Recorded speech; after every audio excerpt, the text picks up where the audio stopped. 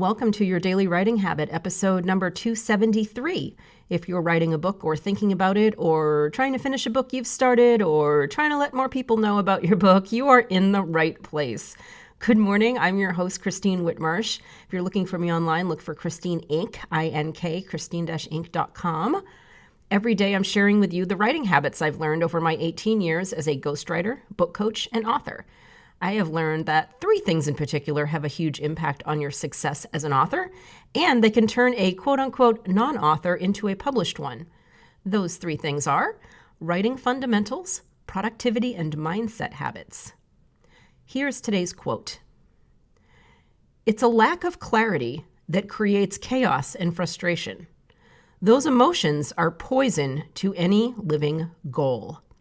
Steve Maraboli.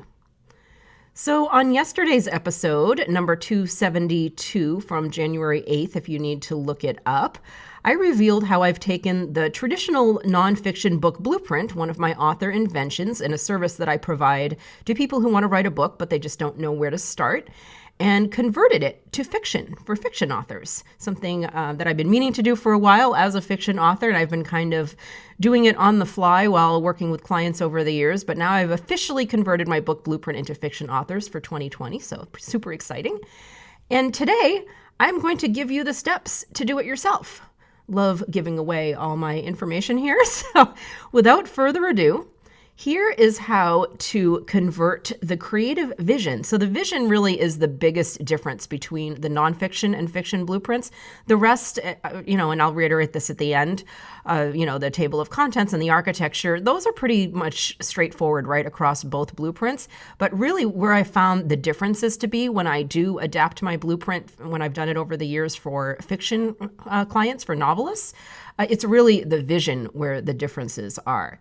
So what I'm going to do is give you, 4 different areas, 4 questions to ask for your fiction book blueprint that would not apply to a nonfiction one. So here are the 4 major differences. Number 1, what is the premise of your book?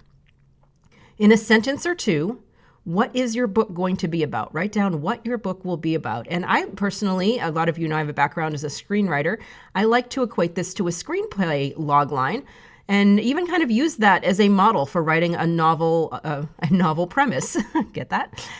And there's actually, if you really want to be ambitious and go to my website, christine-inc.com, and look under blogs, and you could look up a blog post called Book and Screenwriting Parallels, where I explain how to write a logline. But it's really straightforward. It's the thing that is what the book is about. So just at its very, very basic level. So this is not overcomplicated. This is not tons of writing. This is a couple sentences. Like if you were going to, think about the old adage, the 30-second elevator pitch, where if you found yourself in an elevator with an A-list agent or, a publisher from HarperCollins or Simon & Schuster, if you had to pitch your book to someone and you had 30 seconds to do it, so that's only a few sentences.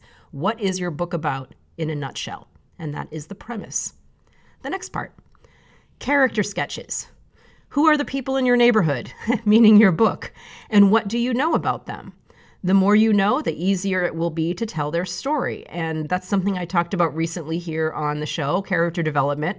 So if you want to, again, be ambitious and listen to episode number 261 from December 28th of last year, 2019.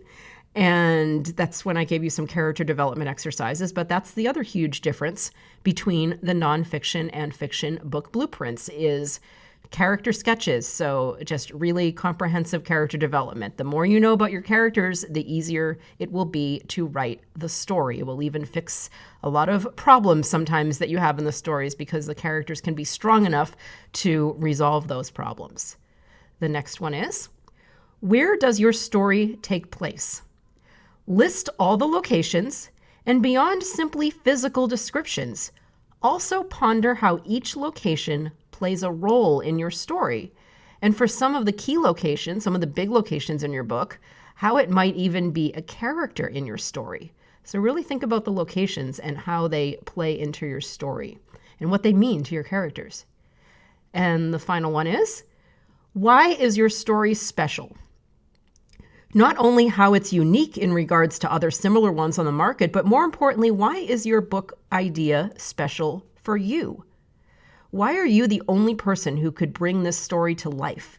Is there a personal story or a passion behind the story, behind the characters? Is there kind of some kind of behind the scenes story where you're the only one that really could tell the story like this?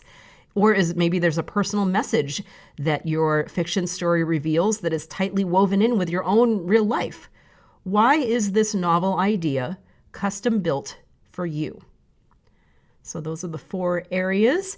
And like I said, the other pieces of my blueprint essentially remain the same. So you can follow my original guide. And again, listen to episode 272 from yesterday. And I told you how to get my free book blueprint do-it-yourself guide. So you could take that guide and then just, make those changes based on the areas that I revealed today. So just to reiterate here, my mission over a decade, and certainly going into 2020, continues to be to inspire and provide the tools for as many people as humanly possible to write and finish their books. So if you're one of those people, I would love to hear from you in my Ink Authors group, INK Authors, on Facebook, and let me know, let us all know. It's a great, great, great community of authors, very, very helpful and generous with their time, their knowledge, their wisdom. So please drop by Ink Authors on Facebook and let us know how we can help you. Thank you for joining me here on Your Daily Writing Habit, where I'm helping you write and finish writing an awesome book. And if you know someone else who wants to write and finish writing an awesome book, please let them know about the show. Thank you, and until tomorrow, happy writing.